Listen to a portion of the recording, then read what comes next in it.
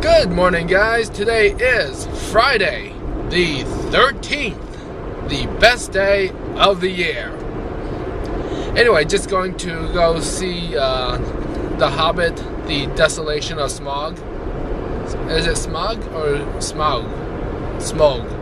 Smaug, probably. Anyway, yeah, The Hobbit, The Desolation of Smaug. And this is going to be at one of the theaters that would not let me do interviews, but whatever. I have no grudge against them, and it's not going to stop me from doing my own review of the movie. If I can't get other people's reviews, I'll at least get my own. And hey, I actually do want to see this movie, so I saw The Hobbit, An Unexpected Journey, and now I get to see Desolation of Smaug. So, let's see, the movie's at 11, current time is 10:52. I think I'm only about 5 minutes away, so I should be able to make it in time. Alright, so I just got out of seeing The Hobbit.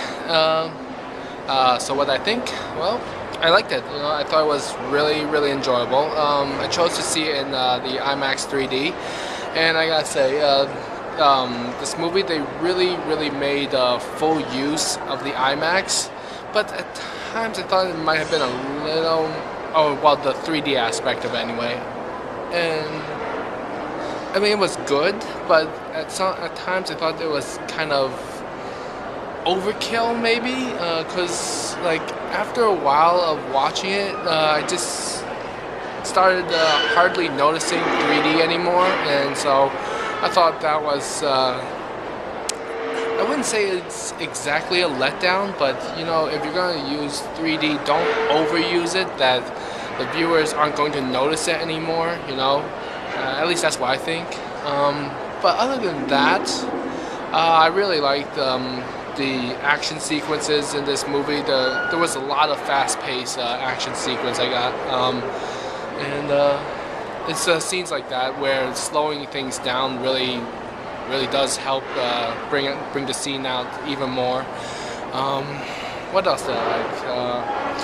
Okay, well, to tell you the truth, I went into this movie looking forward to the interaction between Martin Freeman and Benedict Cumberbatch, because, well, they have worked together before, and so it would have been nice to, it would be nice seeing them work together again, and so that was,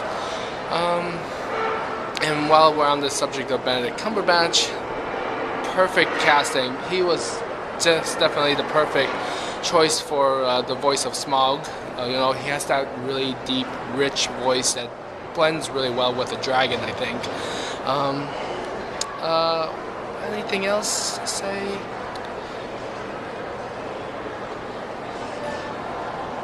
I don't think so. Yeah, there was definitely some scenes that I felt weren't really all that necessary, but I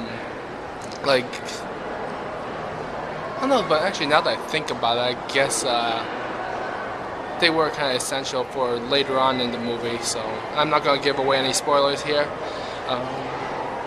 But yeah, you should say it. Alright, well, now that I have less people watching me, time to continue on with the review.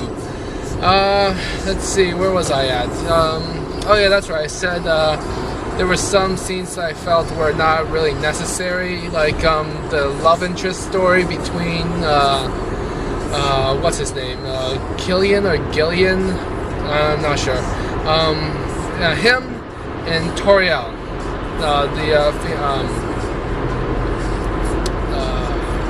You guys can IMDb these characters if you want.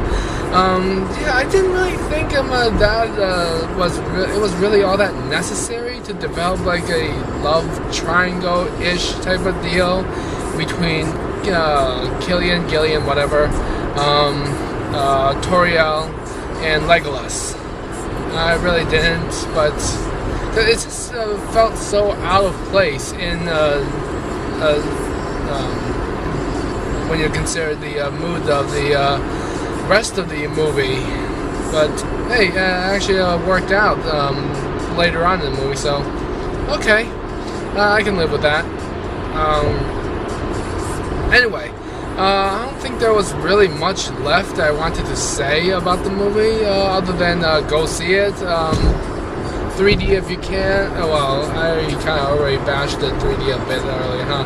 Well, IMAX if you can, because 3D aside, the IMAX experience is still an experience, and it was really, really